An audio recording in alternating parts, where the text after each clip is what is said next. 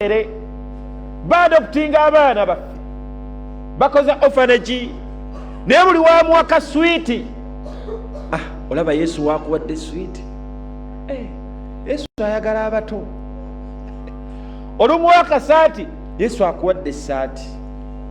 Omwana akula avunze mu nzikiriza ngalowooza Yesu yagaba. Entegeera eyo bagijja ku ffe abali ku tawhid yali nkola y'abasahaba radiyallahu anhum, nga buli kalungi konna ke batuukako omwana amugamba nti ako tukafunyirwa Allah. Omwana asome bulungi nga ttaamu eweddeko aleete ripooti nga asomye bulungi, maama laba we nasomye. Omugambe nti weebaze Allah yakuwadde amagezi n'osoma bulungi. Ayina obuwanguzi bwatuuseeko, mugambe nti mwana wange Allah abadde Allah, tabadde nze abadde Allah. Omwana abeere nga ayina ekizibu, omugambe nti mwana wange Allah wamugambye. Eyo yendera entuufu mu baana baffe, yendera entuufu. Kyova olw'okuba nti endera nfu, taata agenda okukutuka okufa nga amaziga abaana ge bakaaba, otulekeddaani haja otulekeddaani. Ne maama nno bw'akaaba agamba tewalifudde, katugenda kulyawa, omunaku nga alabye, tugenda kukola tutya? Balaba Allah taliiwo. Lwaki? Haja aleze famire eno ng'alaga ye muliisa, ye mugabirizi, ye kamala byonna.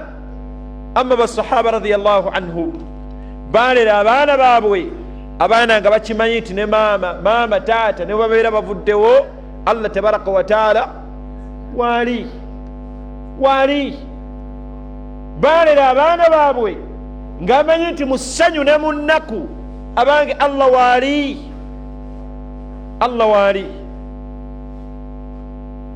Abange tuddeyo ffeffe nnyini tusooke tufuuke ekyokulabirako ekyenzikiriza mu baana baffe.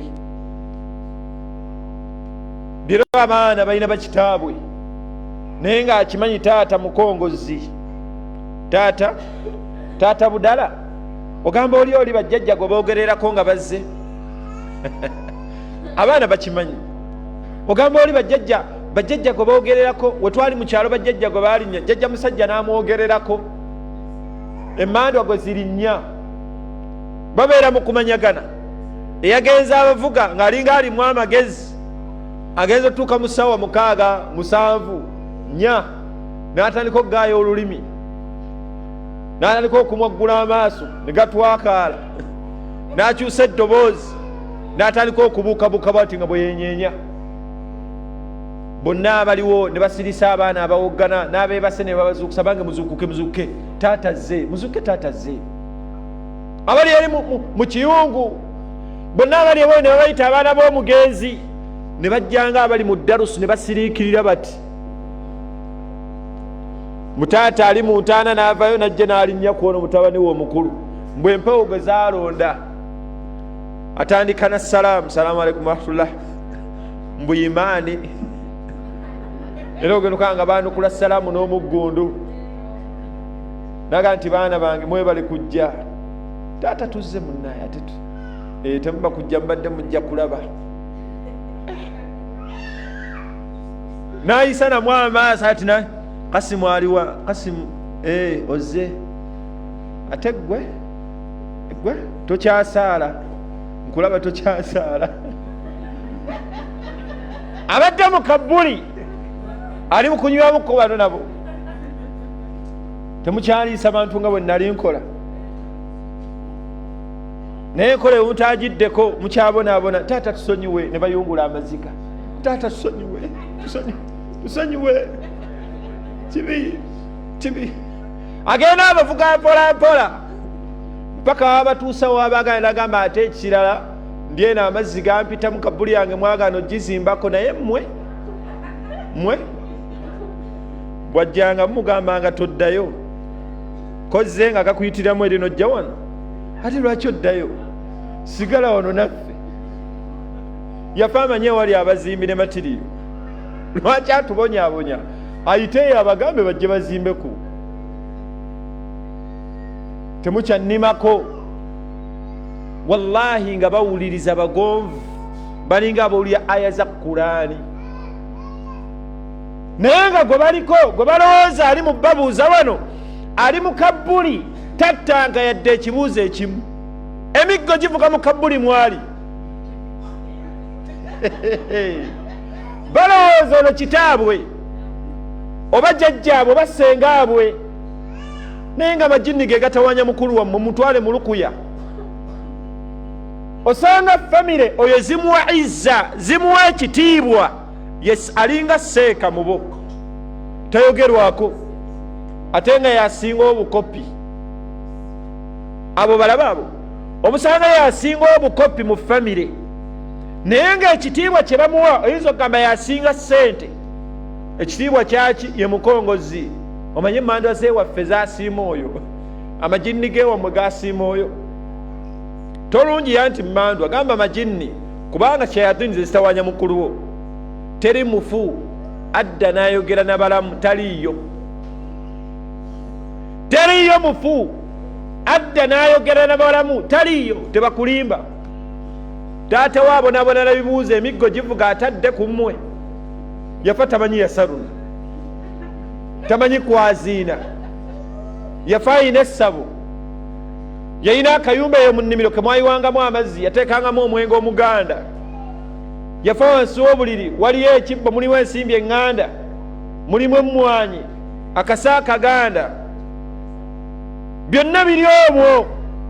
Oyo adde ayogere nammwe ng'ani amutadde, bali bagambye bamutaaba mukuba mu kabbuli, ajja mu kumanyagana, teri amuta.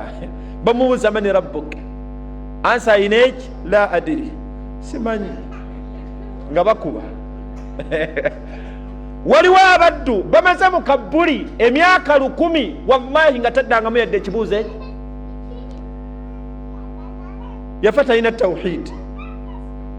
Abanga abakkiriza bwe tubeera twagala abaana baffe babeere ne tawhid, tuddeyo ffeffe nnyini tusooke tubeere ekyokulabirako eri abaana baffe. Abakyalo basanga ku mizigo nga banyumya gye babadde mubasamize, ng'abaana bawulira. Ne bawa maama amagezi ng'akaana kali awo kooza bintu, neiba ono omufuuyi w'emmindi anyumiza ono. Omusajja akujooga atyo, nze olowooza banjooga?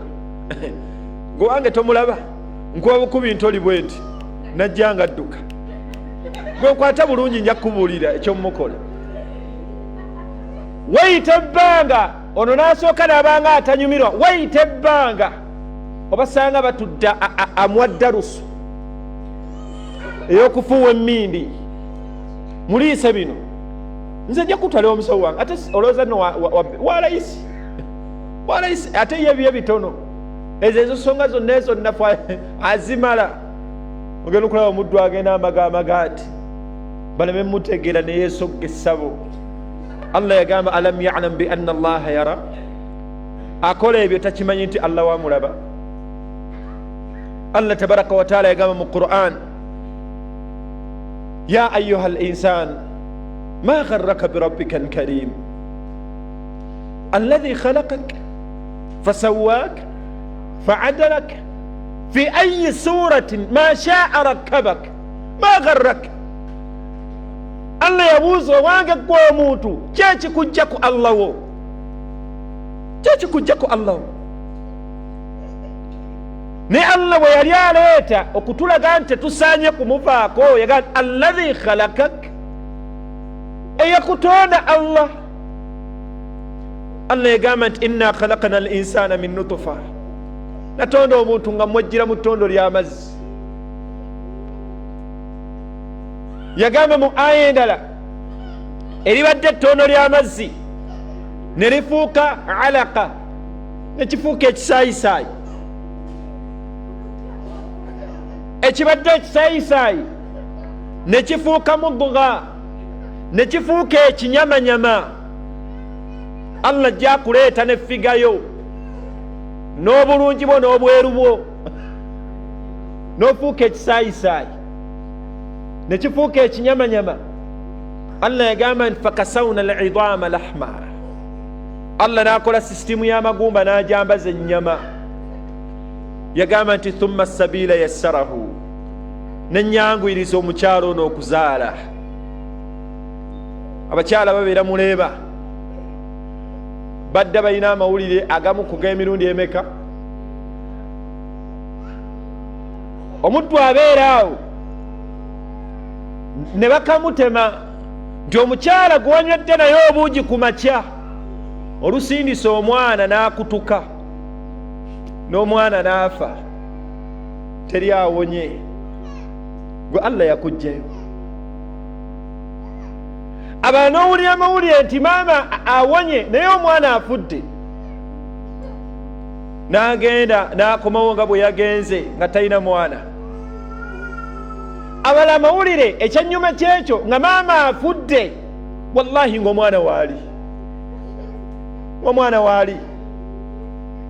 Abala Allah n'abawa ne badda n'abaana baabwe, naye kyosasudde Allah kusamira. Kyosasudde Allah kusamira. Akuwadde ababiri, olaba ba mukasa si ba Allah, bweza bwa mukasa. Akuwadde ababiri si Allah, ne tunuulira gyakujje. Allah yagamba nti latarkabunna tabaqan an tabaq, ajja kuyisa mu mitendera. Twaliko mu bulamu obw'ekibaya, abaana abato be balimu wano bendaba kibaya, ng'osimbula omulango oyagala botulo y'amata naye ng'eri olutalumu ne wooli nga tosobola gikwata gijjawo gissa ku mumwa. Allah n'akuyisa mu bulamu obwo n'ajja ng'akulera. Nodda mu bulamu bw'okwavula, awo wonna Lubaale taliiwo, Mukasa taliiwo, Kiwanuka taliiwo, Kibuuka taliiwo. Nodda mu bulamu bw'okukwata ku bisenge nga bw'otambula. Maama naafe essanyu okulaba ng'osituse ojja oyagala kugwa mpaka w'omutuukako n'akusitula. Allah ajja akulera bw'atyo. Allah n'akufuula omukyala omwami obuvunaanyizibwa, omaliriza osamira n'ogamba Allah taliiyo. Allah yagamba nti alladhi khalakak, gw'ojooze Allah okumugattako alladhi khalakak, eyakutonda Allah, fasawaaka, n'akwenkanyankanya wenkanankana emikono oyina ebiri. Oli mumativu nti girina kuba emeka? Kirina kuba ebiri. Allah yagamba nti ma qadarullaha haqqa qadarihi, Allah tetumugeraageranya, tetumuwa kitiibwa, tetumwenkanyankanya bwennyini bwakumwenkanyankanya. Abanga bakkiriza mbeewaza ne sekoowaza yenna shiriki, abanga tetugattanga ku Allah. Ekkubo eryokubiri eri abazadde abaagala okulera abaana baabwe ku nzikiriza entuufu, allimu awlaadakum alqur'ani alkarim, muyigirize abaana bammwe Qur'an. Allimuhum, omuzadde ayagala okuba n'omwana ng'ali ku nzikiriza entuufu, lerera omwana wo ku kitabo kya Allah, mukwase abaana bammwe Qur'ani, kubanga tolina wogenda kujja nzikiriza ntuufu illa mu kitabo kya Allah tabaraka wa taala. Allah subhanahu wa taala yagamba nti shahru ramadana alladhi unzila fihi alquran hudan linnas wa bayinat min alhuda walfurqan, omwezi ogwa Ramadan ogujja guno yagamba nti gwe mwezi alladhi unzila fihi alquran, gwe mwezi Allah gwe yassizaamu Qur'an. Lwaki Allah yagissa? Yagamba nti huda linnas, nga bulungamu, liyukhrija nnasa min adh-dhulumat. Mu surati Ibrahim yagamba nti Qur'ani eno ejja abantu mu kizikiza ky'obushiriku ila nur tawhid, eri ekitangala kya tawhid. Naye leero kam taqra, osoma kigero kyo mu Qur'an, golaba enzikiriza oyinza kugijjawa, naye abaana tubakuze tubalaga ne tubagoya n'obutabo enkulunze ya Buganda ekiraga ensabira y'Abaganda, enkulunze ya Buganda, era kiraga ensinza y'Abaganda ey'edda, ensinza eyo nno ddiini, ebyobuwangwa n'ennono ddiini.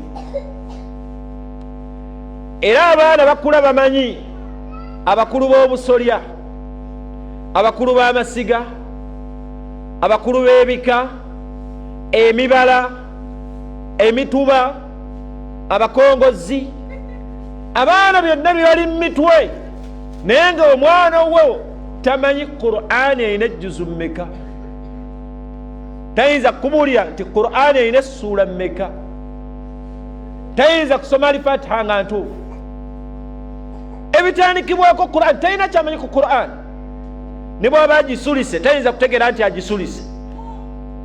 Naye obwongo bukulaga nti oli olera mwana omulera ku tawhid, kaifa dhak, kisoboka kiti ekyo?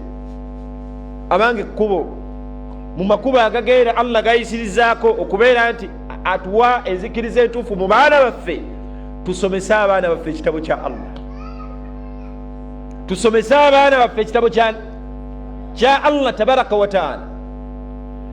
Abange Qur'ani eyo tibyanan likulli shay'in, yannyonnyola buli nsonga yonna. Omukkiriza yeeyisa atya mu bizibu, yeeyisa atya mu bizibu? Allah subhanahu wa ta'ala n'aleeta ekyafaayo kya nabbi Yunus ibn Matta, bwe yeeyisa nga ali mu bizibu. Wanadaahu fi dhulumat, yakowoola Allah tabaraka wa ta'ala ali mu kaseera ka bizibu, namugamba nti la ilaha illa anta subhanaka inni kuntu min adh-dhalimin.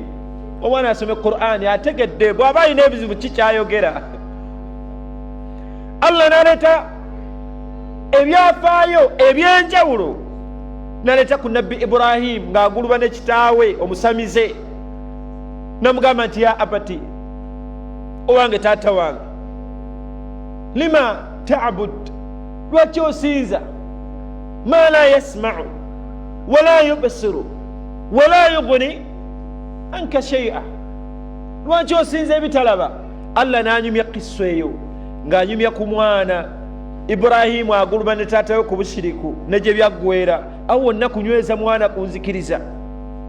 Amanyi batuwa min ba'd al-maqasid, ezimu ku nsonga lwaki Allah yessa Qur'ani abange kugogola nzikiriza zaffe, azijjemu akenenule, ajjemu byonna ebitegeeza shiriki. Ayagala okulera abaana be bafiire ku nzikiriza entuufu. Abazadde muddeeyo musomese abaana mu ekitabo kya Allah. Ekyewuunyisa obulamu bwa Qur'an, wallahi omwana ne bw'aba tannaba kumanya makulu gaayo, Allah ayina endera gy'amulera, ayina empa gy'amuwa okumumanya nga yanjawulo. Naye leero obukyayi bwe tulina ku kitabo kya Allah, tufuna abaana abatasoma bulungi Luzungu. Haji omanyeyo kati oyo tabiraba bulungi, kati wuyo asome P1 emyaka 2 agenda mu gwakusatu, mutwale mu kiwalimu, oyo mutwale mu kiwalimu abe muweereza mu kiwalimu, ogenda omugamba ayini ng'olimi luzitowa lulinga oliko ejjinja. Amma bano abafuweeta Oluzungu ab'obuna abafuna 8 simanyi afunye mmeka ku HSC, abo ba engineer, temubatwala mu kiwalimu. Agenda okumaliza bw'ati ng'asoma nassale emyaka 3, n'asoma primary emyaka 7, egyo si 10, n'asoma secondary emyaka 6, egyo si 16, n'agenda ku university n'asomayo 3 egitandikibwako, egyo si 19, agenda okugjayo omutwe nga muwala tamanyi bwe banaaba haid n'obulungi bw'embu, nga tamanyi mukyala musiraamu anaaba atyanga okwetukuza, tamanyi n'effiga ye obulungi bumuluma n'obutamanyanga kwotadde, mulungi nnyo mu butamanya eddiini ye nga bwali omulungi mu nsusu. Agenda okugjayo omutwe mutabani w'oyo injiniya nga tayinza kwazina kutuufu, tayinza kusaaza abasiraamu magaribi pozi nga mwagala kulya byamagero ku muzindaalo aya empya mumuwasaaze magaribi naye obwongo bukulaga olera mwana. Okulera omwana kuliwa nga tamanyi Qur'an. Abanga abazadde bameka mummwe abalina abavubuka abazze okuwasa abaana bammwe ne mubasomesa Qur'ani nga epulenti esooka najja n'obusente bwe n'omugamba gwayagala omwana wange jangu osome wano ebyange byangu gujangu osome wano. Naye obwongo bwonna buli ku gomesi, obwongo buli ku ntebe za lugalamirizo. Haja abeera omwo nga kabebi bwe yeesuuba mwasumagirira omwo n'enkuba ekigwo ekkube olyose. Musajja mukulu Qur'ani emulemye okusoma, abaana balemye okusoma, n'abaka abajja tebamanyi kuwaziina. Kasi abajja ne baddugaza olujja ne bamunyumyako ku kyalo. Abanga abakkiriza Qur'an wala siyama naddala mwezi gwe tugendamu ogwa Ramadan, buswavu okusoma emyaka egyo gyonna mpaka ku university, naye ng'omuddu tomanyi kitabo kya Allah. Bukendeevu yatugamba Allah tabaraka wa taala nti waman a'rada an dhikri, yenna gwe kataana n'awangaala obulamu bwe nga Qur'ani teriimu eri wala. Yagamba Allah tabaraka wa taala nti fa inna lahu ma'ishatan danka, afaanana bw'atyo Allah agenda mumuwangaaza obulamu nga bufunda obulamu nga bwakanyigo nga bwa bizibu. Ndowooza kitegedde nti teri yakuloga, teri yakuloga.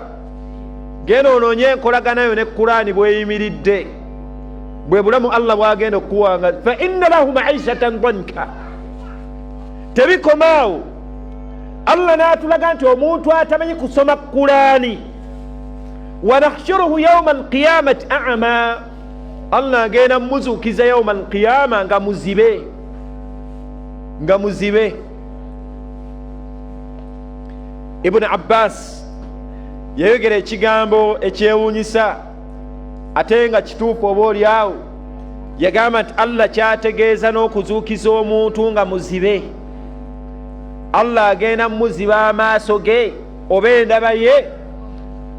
Yagamba nti Allah tagenda mumuziba maaso ge ntakyalaba, wabula Allah agenda kuziba okulaba kwe ng'omuntu ono yawma alqiyama talina kkubo lyonna lyalaba okuggyako amakubo agagenda mu muliro nga gokka gaalaba. Butamanya kusoma Qur'an, naye osanga abaana bammwe bakola literature, bakola literature. Boogezi banzungu bwalufuweeta alinga Mungereza weebale n'asoma obutabo bunene novel bweziti, era tomutuma na mirimu. Omanyi omwana oyo she's busy, she's having exams, bumulimu answinswi. N'asoma obutabo Romeo and Juliet n'akasuula wali, The River Between n'akasuula wali, Things Fall Apart n'akasuula wali. Bungi mumumanyi. Agenda okugjayo omutwe muwala oyo nga tayinza kwawula wakati wa aini na ghaini, tayinza kwawula wakati wa baa'u taa'u thaa'u, tazimanyi, naye obulungi bumutta. Abanga abakkiriza bamaama singa mbadde mukimanyi obulungi bw'abawala bammwe buli mu Qur'ani. Muwala wo talina kyagenda kuba nakyo nga teriyo yali abaddeko nakyo. Kisoboka nga kisoose mu bakyala bonna, kisoose kuye ali mu mivumba gya bulungi, amma enkizo kubeera nti yagatta obulungi ne Qur'ani. Aba mulala nnyo, aba muwankizo. Oyo ne bw'aba akaddiye ng'ayiise asigala ayimiridde Qur'ani barakati nga bakyamulaga mu bantu anti buli wasituka baliga shekati waffe wuuyo yakwata ne Qur'ani kati oli omulungi oba bwatuuka mu kinaana bamwanjula batya kubanga aba asekata tategerekeka ali mu kinaana bana tulina najjajja w'abaana anti takyasituka abawuubire awaatudde n'okusituka kwennyini bayiya wano omukono gwako wadda abanga obulungi buli mwirimu mulere abaana bammwe mbasomese ekitabo kya Allah tabaraka wa taala. Ekkubo eryokusatu abazadde abaagala okulera abaana baabwe babalerere ku tawhid at-tashihu, abazadde okufaayo okulongoosa albi'a, okulongoosa environment. Abaana mubaleredde, ayagala okulera abaana be abalerere ku nzikiriza entuufu. Tunuulire environment mwe bali. Abaana mubakwata ne mubasindika mu byalo mwolide, genda ke wajjajjaawo naye nga gyagenze ewajjajja tafuye emmindi yeererula, yaweereza ye mukadde atabula eddagala, yatabula ekyogero ekyobusamize ku kyalo, tasaalangako obuwangaazi bwe, akaddidde ku bushiriku. N'egyo osindisa abaana mu luwummula, agenda bagamba ki okujjako okufuuwa emmindi? Agenda bagamba ki? Bayigiriza kweraguza, bayigiriza kusamira, abakeeza mu ssabo okwera. Mwerekawo bajjajja bajja bbawo emikisa. Omwana ne bamulera ku ntegeera eyo, agenda okudda mu jjuma, agenda okudda mu kibuga nga ate gw'ogamba ejjuma kati bimutabula, ate agenda okulaba ebyejjuma bimenya nnyo, temuliimu ngoma na mbuutu. Ate waddako mu kyalo eri mu kusamira, ejjajja alina abajja n'abakeberamu ne babawa enkoko n'amagi, baleeta n'embuzi n'emigaati. Jjajja mukubi wa kitabo, baleeta basmati. Omwana agenda okukeera ku makya ng'akutta obuufu bwa jjajja gye yawummuliranga mwolide. Jjajja oluwummuza obushiriku okuba ekitabo ng'omuzzukulu afata enkata ng'atandikiraawo. Omanyi omwana oyo yayiga irimu ku jjajjaawe, alina irimu oyo y'amaanyi ku jjajjaawe. Jjajjaawe yali asamira mu Luwarabu, n'omuzzukulu okwo kwatandikidde. Abantu bajja abagabira enzaalo, abagabira emikisa, abagabira obulamu, abagaggawaze. Afaanana bw'ato Jahiru nga jjajjaawe bwe yali. Abanga environment, abaana bano bwe twagala okulera, ewaka waffe wali watya? Tewaliwo bikontana n'azikiriza. Abaana mbeekesa okujja ssente mu bigali, ojja kukyama omukono. Ne buli wokatuma bootikere mu kisenge kyo kalabayo ekibbo. Bwe wakuuza maama ziri ssente nzitwale, ogeza n'ozijja, ojja kulaba environment. Obusiraamu tulina ibaada eya hijira. Omusiraamu bw'olaba ng'olina weewangaalira nga tosobola kukuumirawo ddiini yo naye abaana bo, obusiraamu bwakukkiriza va mu kitundu ekyo genda mu kitundu ekirala. Olw'obukulu bwa ddiini situka genda mu kitundu ekirala ewali abasiraamu bosobola okuwangaala nabo. Ne leero abasiraamu mbwanoonya ayagala kololo, omanyeyo tebawogganirayo, teriyo nnyo kwaziina, towulyawulya nnyo bintu bya ddalusu ebyo bya swala ebyo mu kigagga. Buno obumotoka bw'obutungulu ne buboodabooda bwa scrap tebuyitayo eyo, pozi nga kabuze, naye tebanoonyezayo scrap. Abaddu ne bawangaala obulamu obwo nga tebawulira yadde ku swala, tebawulira ku adhan, tebawulira yadde darusu, tebalina kye bawulira kya ddiini, naye bali mu bulamu bwa kigagga. obulamu obukafiiri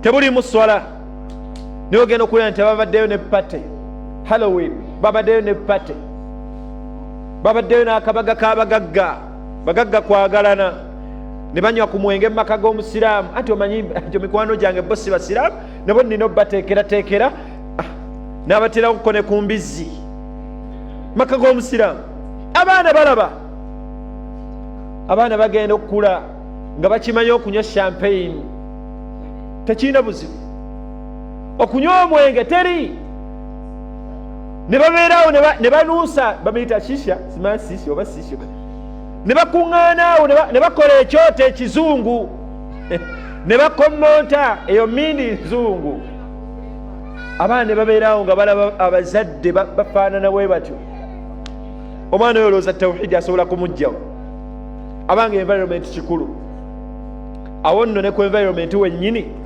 wengaziira netuuka ku nsonga y'amasomero gye mutwala abaana bammwe abaana bammwe basomerawa gye basomera bali mu MDD music dance and drama muwala wo naavaayo najja neyekunkumula amazina awo azina lunyege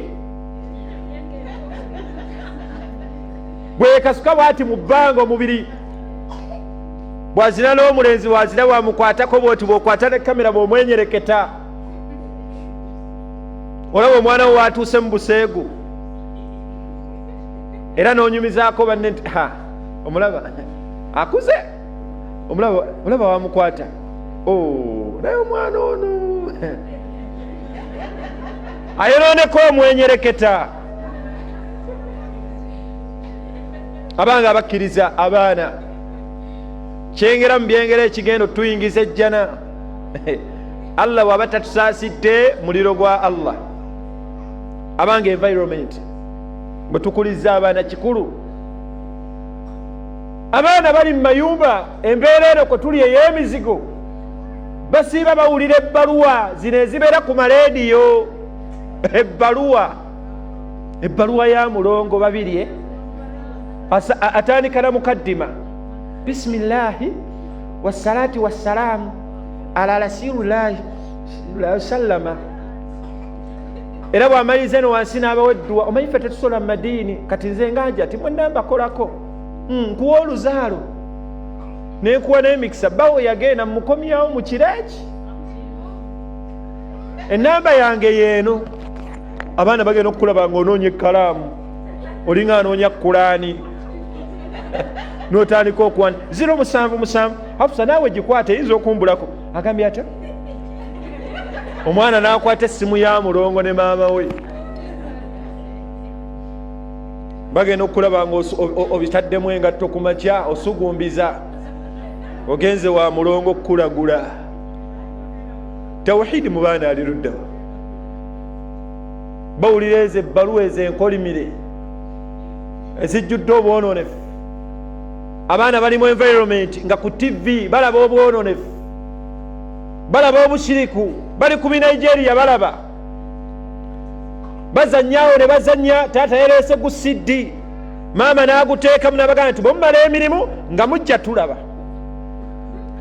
bwemumala emirimu nga mujja tulaba ng'abaana batuula ku TV nga balagaawo yalina ebizibu mwami n'amusuulawo abaana ne bafa n'agendako ku kkubo aba aliawo pasita n'ajja n'emmotoka naga don't worry sit n'amuvuga n'amutuuza ku kyaki n'amuwa ekyalaani atandikirawo obulamu enkeera n'amwanjula mu kyaki ne bamusondera akabbo ka ssente ne bukeera ku makya nga mugagga alina amaduuka mu Nigeria omwana ono tawhid bali mu mulaga nti ebya Allah birwawo kyaki ebya Allah bikeerewa tawhidi aliwa abanga environment kikulu abakyala abalemedde ku buzannyo gye buggwera nga alina ebizibu addukira walodi kulishina simanya kulishina naddukira mu tempo n'afukamirira akabumbe bwe yeetonda abaana bo olabanga ekitono. Wallahi abaana bo bakula bakimanyi okugatta ku Allah si kinene. Olaba waliwo n'abasinza ekibumbe si kinene. Ebyo olabanga ebyokusaaga wallahi bisesa museka, naye wallahi byonoonye enzikiriza z'abaana baffe. Bangi bafudde si basiraamu agattika. Eno musanga musiraamu bw'agendako mu kyaki bamusabire. Oba tovudde mu ddiini just pasita Kakande akusabirako busabizi, brother Tom akusabirako busabizi, talina nnyo tasosola mu madiini. Omwana akula akimanyi nti osobola okusinza Allah nga bw'osinza ne pasita ne Yesu. Gonna madiini. Asbaha al-yawm kyova olaba bugenza okukeera leero nga bannyinaffe baliwo aba Stephen ku Christmas n'afumba embizzi ye ne bamugulirawo kakiro k'ennyama. Sebo ono naye bwanyumya, omanyi owange musaraamu ye n'agulawo empunu ye, ono n'amugulira ennyama ye, ajja n'omwenge gw'ekiro ng'atamidde n'anywegera muwalawo. Era bazaala abaana bazaala babagabana. Omanyi kati mukyala tukole bwe tuti, gosooka okuzaala wange addako wo, bw'azaala akasooka ke kamayiko, bw'azaala akokubiri mukyala katuume ako nawe nagamba kako ako kabudala, bw'azaala kano akala ke ka Susan, bw'azaala akalala ako tukayite ka Mariyamu ako. Ate lyangu neeno likola Mary Mariyamu Mary. Olabye nga bawangaala batyo, agenda okudda mu maaso ga Allah tabaraka wa taala nga yali waweeru wa ddiini busiraamu. Wallahi nga yali waweeru wa ddiini. Kyekimutuusizza ku ekyo environment. Abange environment eridde eddiini, eridde enzikiriza y'abaana baffe okusinga ebigenge bwe biri omuntu. Abaana bali mu ndagu. Olaba obwana obuto buno, obwana obwa pulayimali bukola obushiriku. Katandika shiriki nga kato, kuteeka muwugula mu nkoto bw'otuuka leeti bw'oteeka eno muwugula, masita tagenda kukuba oba omuwugudde atakulaba. Shiriki mu baana. Bw'otuuka leeti ku ssomero n'osiba ekiddo, siba omuddo totunulayo, odduka ogenda ku ssomero, tebagenda kukwata leeti. Era osanga omuddo musibe ogulinaanya amasomero. Ettabbu eriwa abaana abo babalera okuva eno wansi nga babaleredde ku ntegere y'ekisamize. Entegere egamba nti fasiti muganda kintu, ku nsi kuno eyasookako kintu. Ne mukyala w'ennambi balina mukoddemu waabwe Walumbe, balina ne Kayiikuuzi, sezaala waabwe Yeggulu. Ono bwe yanyiiga n'ali abaana b'ono, ono n'ali ab'ono, onona enzikiriza bagyonoona. Efootoka akyali mu kibaya. Abange environment. Bw'oba oyagala abaana bo okuwangaalira ku nzikiriza entuufu, banoonyeza environment ensiraamu obeera obawangaaliza oba obbalerera. Ensonga eddirira esembayo, abazadde abaagala okulera abaana baabwe ku nzikiriza entuufu, mulondere abaana bammwe emikwano emirungi. Omubaka yatugamba almar'u ala diini khalilihi, omuntu abeera ku ddiini ya mukwano gwe. N'agamba nti fanduru, weegendereze nnyo mukyala gwe, weegendereze nnyo man yukhalil, ani mukwano gwo, ani mukwano gwo ani mukwano gwo. Bagenda okuvayo nga mikwano gyo tebeeraguzza woowe. Abaawo ati emmene n'agikasuka, omunwe gw'ettooke ne gwesimba museppiki naga nti abagenyi mwongere ku mmere. Abagenyi bagenda kujja, ettooke limusinga amagezi. Limugambye abagenyi bajja. Olaba enjuki kweraguza, olufuna ebizibu kimu bibiri, ninayo omusawo wange, abange toyinza kusigaza nzikiriza ntuufu. Muwalawo tajja kusigaza nzikiriza ntuufu ebbanga lyamalanga abali hawulaha, abamwetoolodde tebali ku nzikiriza ntuufu. Kyaddaaki bajja kumaliriza bamukozesezza obushiriku. Era abaddu bangi bali mu shiriki nga sababu ekyabafuula oba ekyaleeta ekyo emikwano gye bakola ki, emikwano gye balina. Be baddu Allah batunyumiza mu Qur'an. Abaddu bagenda kudda mu maaso ga Allah bagambe bannaabwe ti bal makaru layli wannahar, bal makaru layli wannahar, kale mwatweterangako emisana n'ekiro. idh ta'murunana, ng'ensonga ebaleeta we tuli an nakfura billah, nga mutugamba tujeemere Allah, wa naj'ala lahu andada, nga mutugamba tusamire, mutugamba tugatte ku Allah. Abaddu batuuse mu maaso ga Allah ng'emikwano gye baali balina gyabaleetera okugwa mu shiriki, bamugambe nti rabbana, omulezi waffe Allah, tukusaba emikwano gino atihim dhifaini min al adhab, mukubisizeemu ekibonerezo emirundi ebiri, ng'omuddu akolimira mukwano gwe yawma alqiyama nga bonna bagenda mu kyoto kya Allah. atihim dhifaini wal'anhum la'nan kabira, Allah nkusaba bakolimire olukolimiro olunene, tobasaasira Allah, togeza n'obasonyiwa. Nga mukwano gwa kukolimira yakutwala okufuna abaana mu ndagu. Bani mikwano gy'abaana bammwe obalaba tebateŋŋana?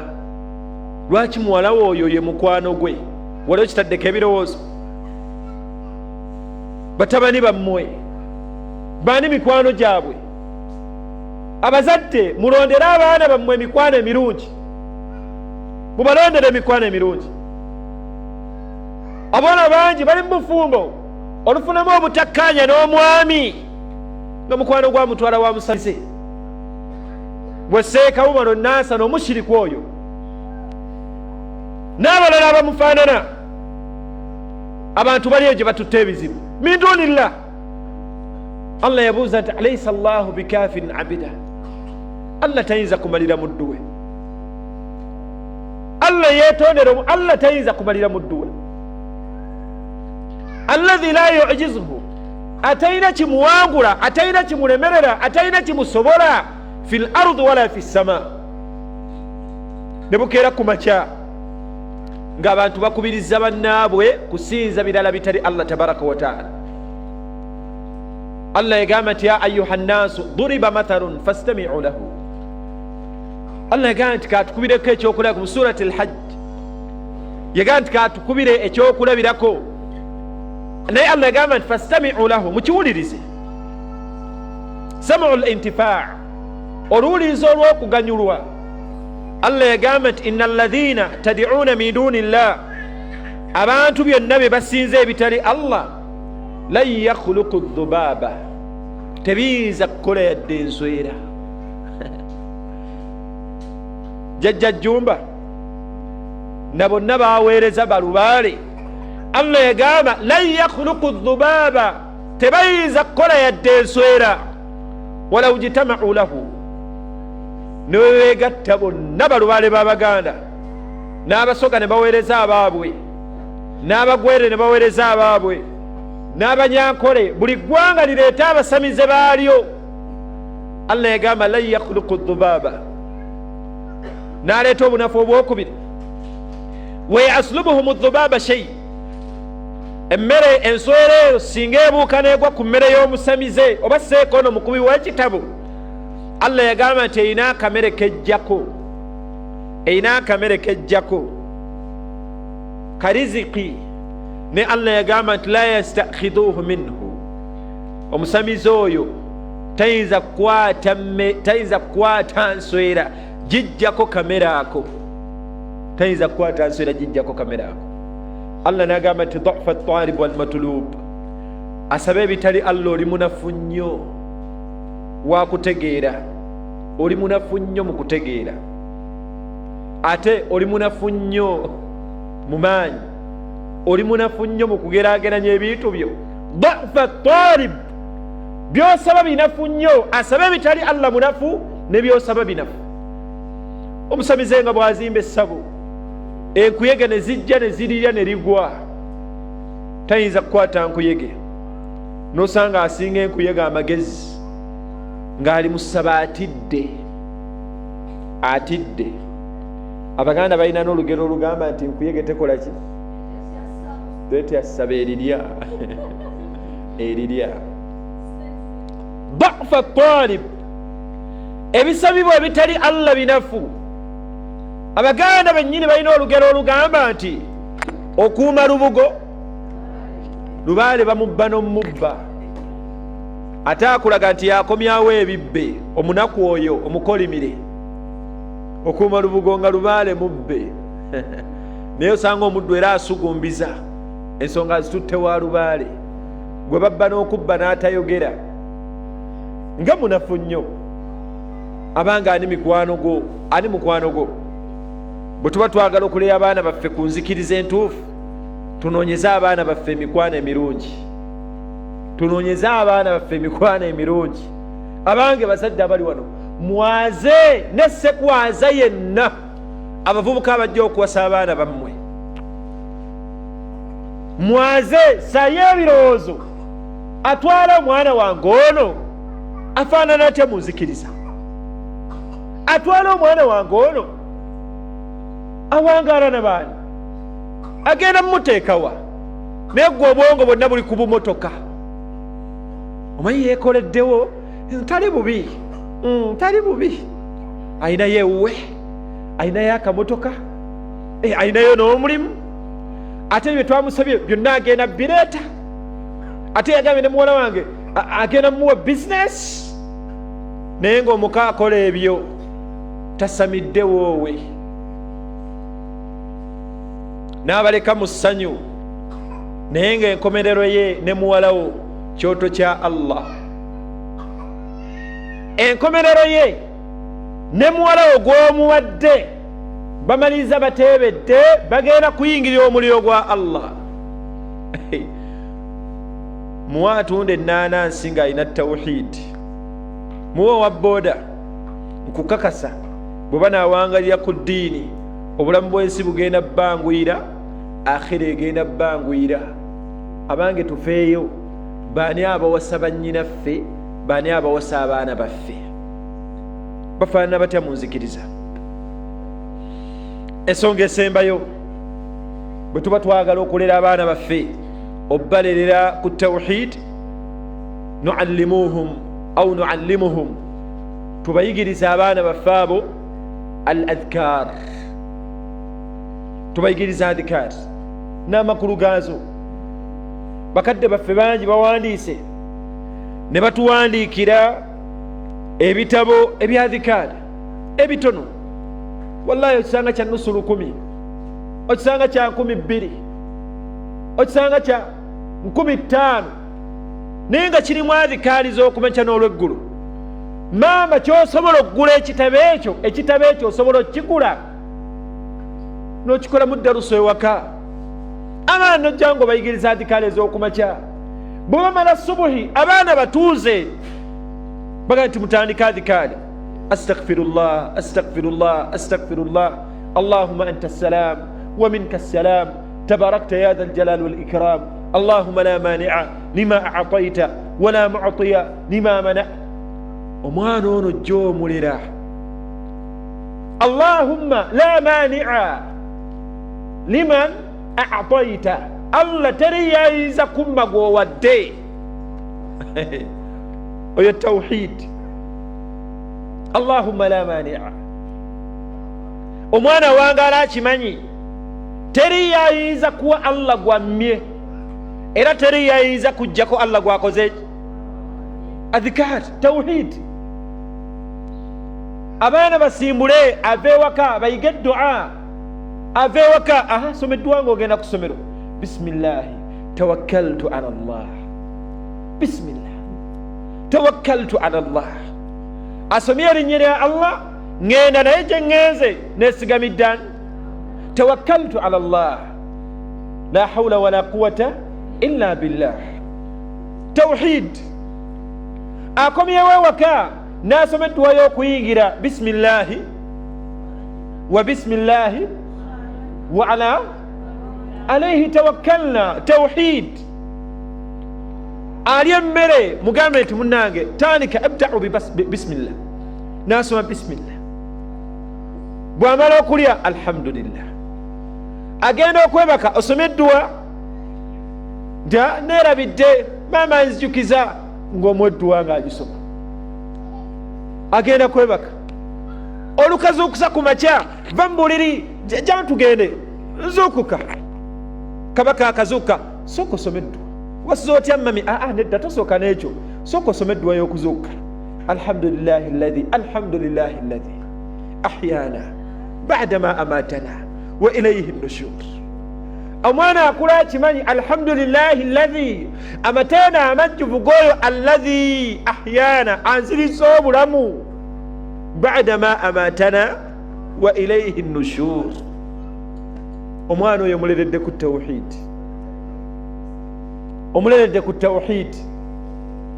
Abange adhikari mu baana baffe tutule nabo olweggulo, obudde bwe twononera ku TV. Maama, obudde bwononera ku TV, tuula n'abaana bo musoma adhikari z'olweggulo. Leero abaana amajinni gabatawaanya, ensonga eri egi, abantu bava ku adhikari, ate abalogo bo beeyongedde. Abantu banafuye mu adhikari, baba kuba ebiiso, balinga abasiba mu ddarusi okkuba ebiiso, bo bongeddemu amaanyi. Akaana ogenda okulaba tokajja mu ddwaliro wakatutte, ogenda okuyeba oti nti ate kino, ogenda kabanga akawonye kino, ekirala ne kikabaka, oluusi nga kiiso. Nsaalwa omwana ono talina lukomera lw'omuteekako, mutuule nabo olweggulo. Allahumma bika amsayna wa bika asbahana wa bika nahya wa bika namut wa ilayhi. Kumakya Allahumma bika asbahana wa bika amsayna wa bika nahya wa bika namut wa ilayhi. Adhikar. Akula akimanyi Allahumma bika asbahana, kubadde kusalawooko na buyinza bwa Allah okuba nti mbuwungeezezza, gwapadde Allah ne mbuwungeeza. Allahumma bika asbahana, bubadde buyinza bwa Allah kusalawooko maanyigo okubeera nti mbukeesezza. Adhikar. A'udhu bikalimati llahi tammati min sharri ma khalaq. Bismillahi la yadurru ma'a ismihi shay'un fil ardi wala fis sama. Tawhid. Obulamu bw'omusiraamu bwonna tawhid, olunaku lw'omusiraamu lwonna tawhid. Atuuse mu kifo ekipya, a'udhu bikalimati llahi tammati min sharri ma khalaq. Omwana oyo alereddwa bw'atyo, akula Allah kitundu ku ye. Tuli ffenna n'ekisemberayo ddala, akadde kalabika kekko, mukama wange ndaba asonze. Abaagala okulera abaana bwe ku nzikiriza entuufu, abange murabbe, mulere abaana bammwe, mubalerere ku swala, mubalerere ku swala. Abange swala tawhid, mubalerere ku swala. Olaba omubaka Muhammad sallallahu alaihi wasallama yatuyigiriza mu hadith, n'atugamba tulagire abaana baffe okusaala. Mulagire abaana bammwe okusaala nga balina emyaka 7. Emyaka 7.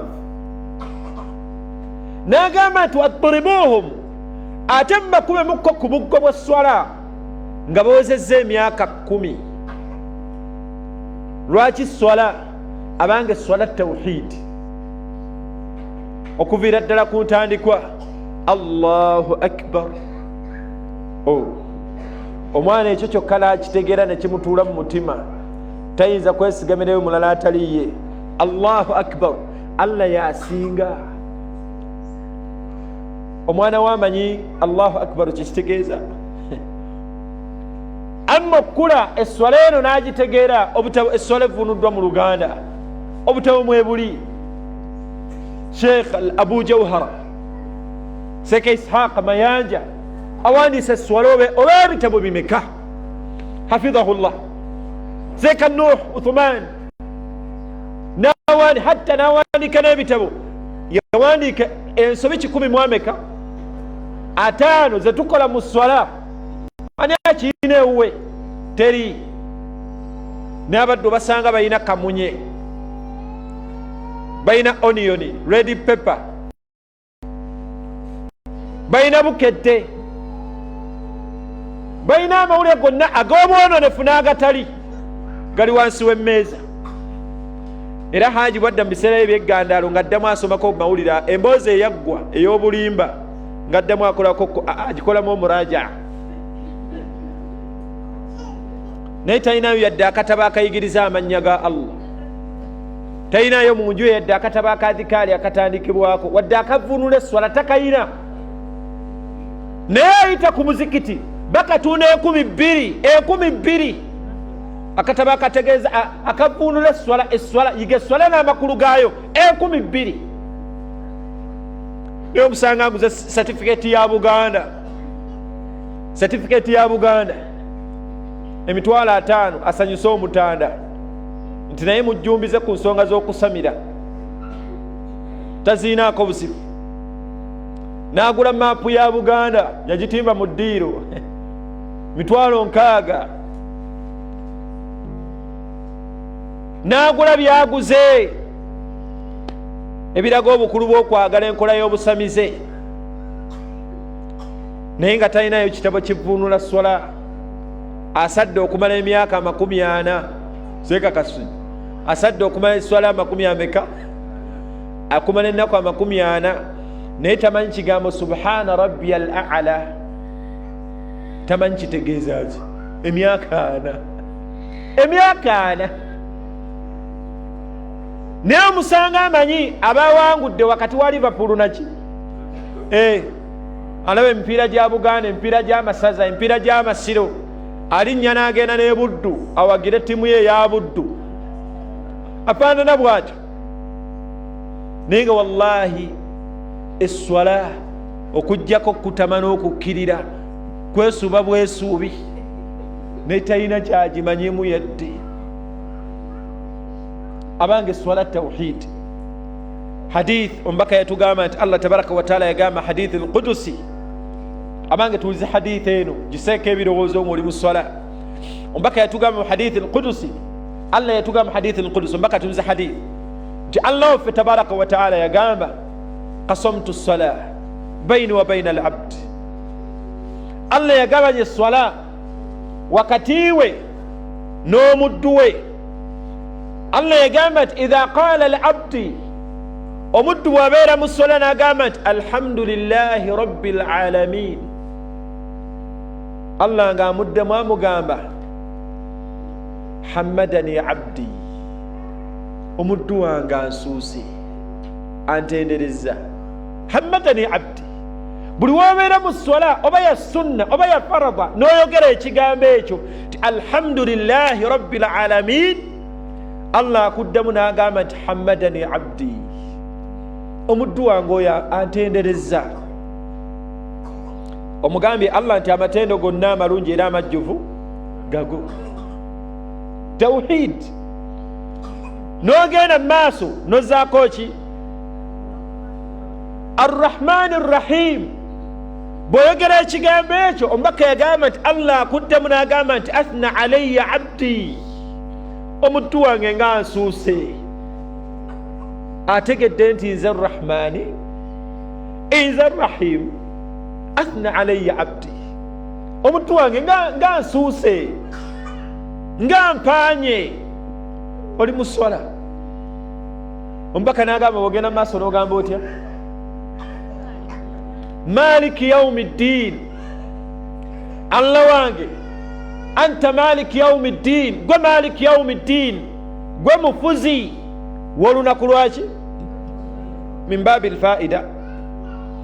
kanako tugende nako bwe tuba tuvunula aya eyo, ekigambo ekigamba nti malik yaumi ddin, mu Luganda tulina ekigambo kyetera okugamba nti gwe kabaka w'olunaku lw'enkomerero.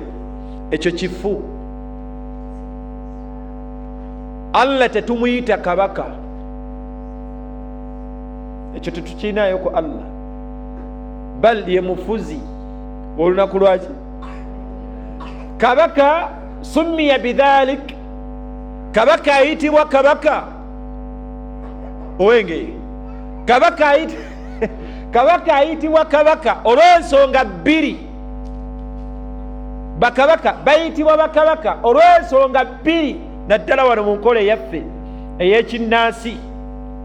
kabaka ayitibwa kabaka bakijja mu kaba, akaba mukamanyi jo, akaba kano mu Baganda kabaka bwafa, kano akaba bakamugjamu bwe batereka mu masiro, akaba kamuteesa, akaba kamwanga, akaba kaba kano ke bajjamu, akaba kano akagumba kano akomu. tuli ffenna era kyekimuyisa kabaka akaba.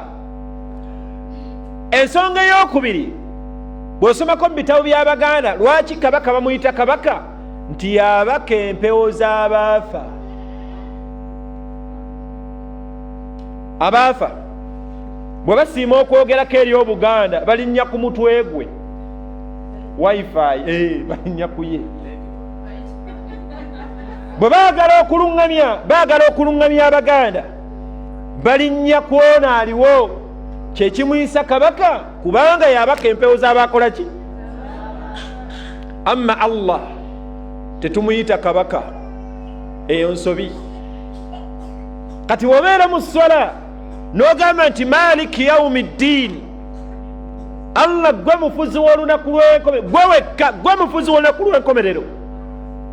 Omubaka yagamba nti Allah akuddamu n'agamba nti majjadani abdi, omuddu wange ampadde ekitiibwa.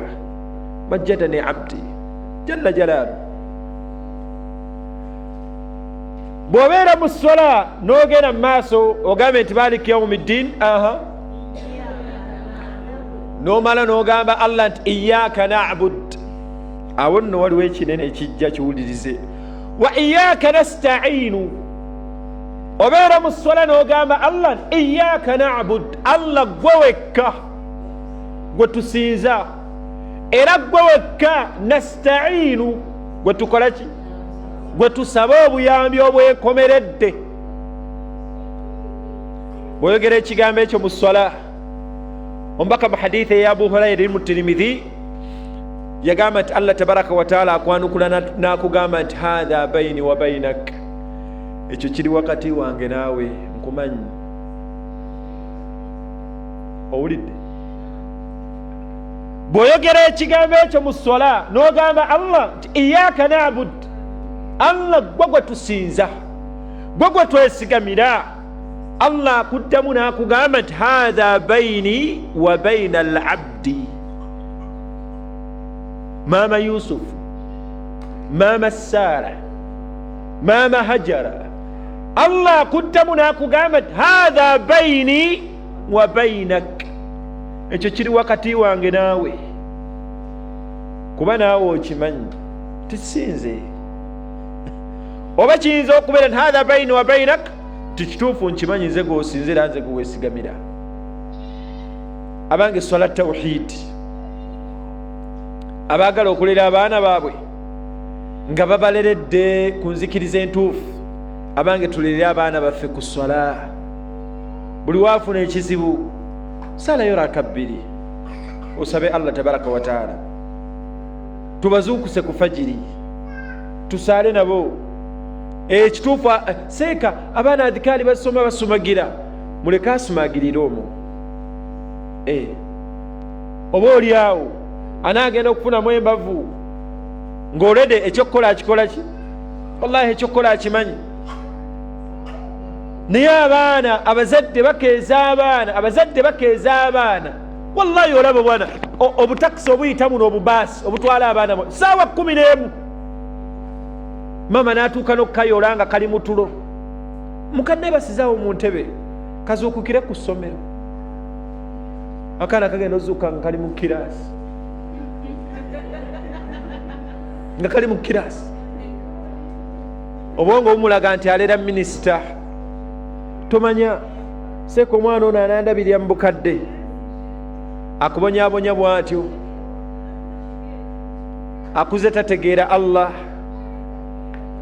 agenda okukeera ku makya ng'atunda mpale na buleega mu owino biribiri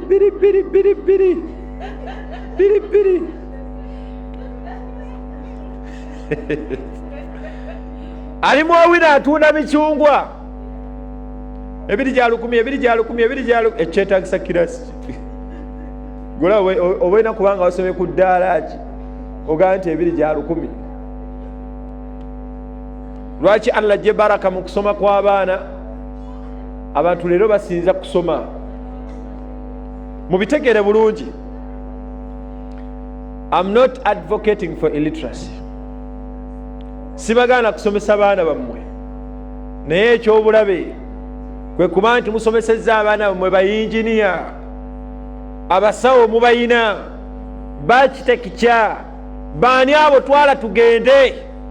Ne wallahi nga bubaana bo abalina professions ezo nga toyinaamu mwana mu baana basobola kuyimina mu swalayo jenezayo ng'ofudde n'akusalira bituufu nga taliimu.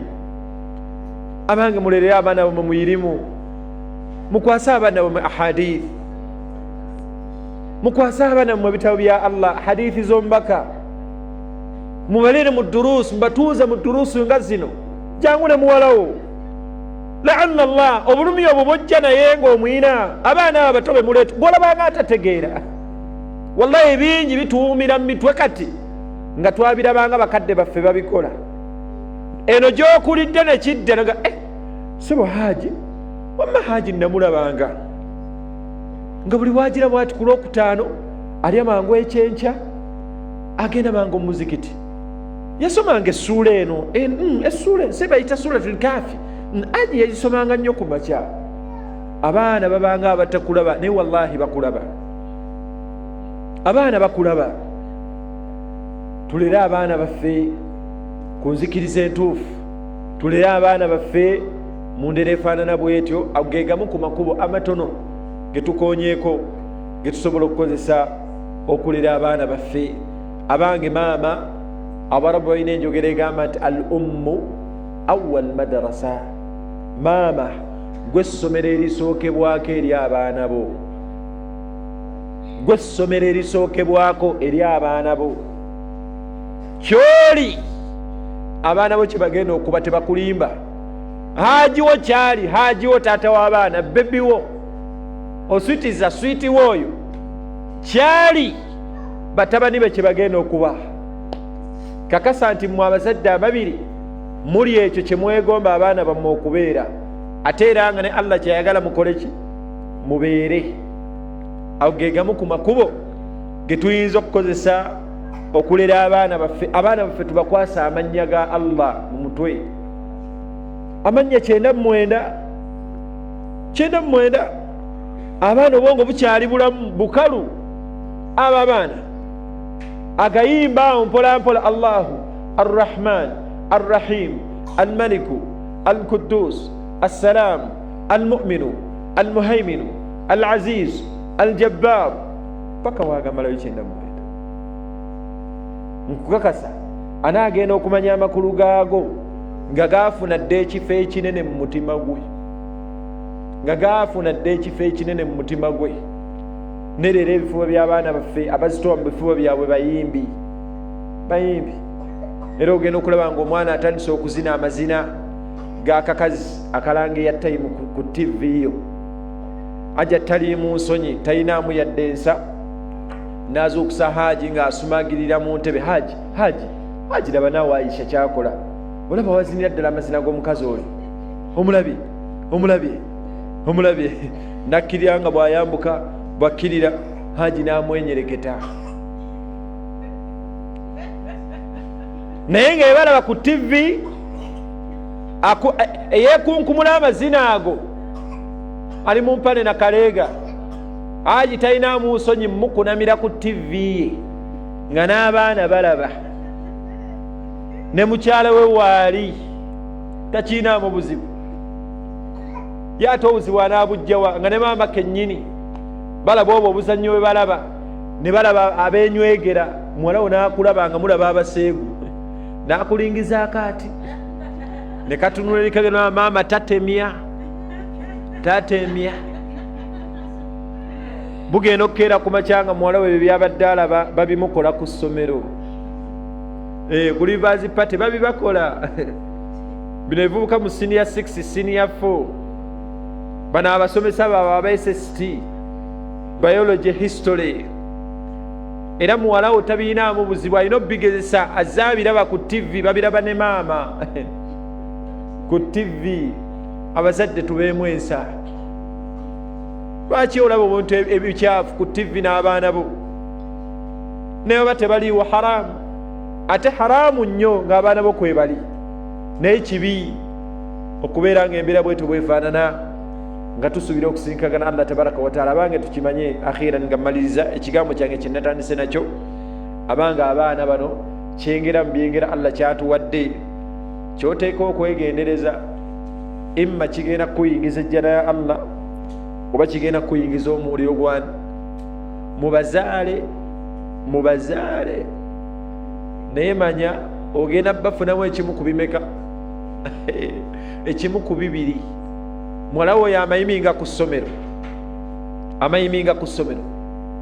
ne bakusaba pate dress senior 4, mbu yasomye nnyo ssebo senior 4 P6 P7. Hajja n'omulaba n'ekikaaya, asibye akakaaya kaalimu owino, anoonya lugoye lwa pate, agenda oddujjayo dduwa. Muwala wo ddwambala nga ekkundi liri bweru, omugongo guli bweru, ebisambi biri bweru. Muwala wo n'agenda ku pate n'azina n'abalenzi, ebifaananyi n'obiraba n'oteekanga muyadde. Teweekanga naye onyumya kimu nga bwakuze, era n'obakakasa nti naye bwe wali omanyi nange bwentu bwe nnali. Mwana ono mugezi, Hajja ajja kuba mugezi. Omulabe w'amayiminga oluyimba olwo, olaba wazina ajjiddeyo ddala oluyimba lw'omukazi, watuuse mu buseego, olabira ddala nga ddaala ddene. Abanga abaana baffe ago ge gamu ku makubo ge tusobola okukozesa okulera abaana baffe ku nzikiriza entuufu. Oba oli awo tubeere mu baddu Allah baatunyumiza abagenda okubeera mu jjana, yatanazauna fiha ka'sun, bawanyisigana ebyokulya ebyokunywa, bali omu beeyagala. Kulu washrabu hani'a bima aslaftum fil ayyamin khaliya. Allah abayozaayoza.